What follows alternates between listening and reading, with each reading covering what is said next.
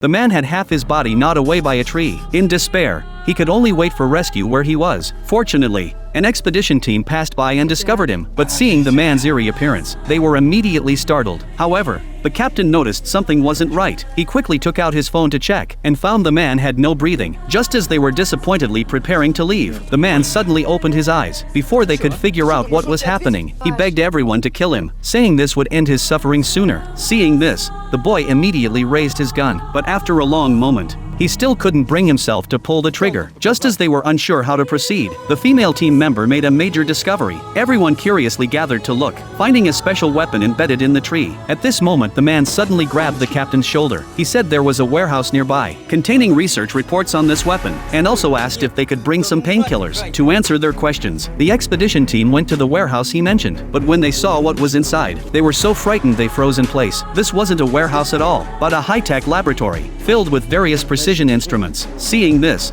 everyone suddenly understood. The reason this area was designated as forbidden was to keep this laboratory secret. Just then a teammate found a recording on the computer. It turned out the man in the tree was a doctor from this facility. He claimed he had developed a teleportation weapon, and that the technology had been successful. Meanwhile, a teammate also found painkillers, but when the two returned to the scene with the medicine, they discovered the doctor had stopped breathing. As they were confused by this, Jack found a small medicine bottle on the ground. Looking under the doctor's sleeve, his arm was indeed covered with numerous needle marks. Obviously, the lethal dose of this drug was quite small, so the killer had administered multiple injections. The two quickly ran back to the base to tell their teammates about this discovery. They checked the computer again and found the corresponding video in the logs. In the video, the doctor was treated like a lab rat, tortured by a mysterious person with continuous drug injections. But before they could figure out what was happening, there was suddenly urgent knocking at the door.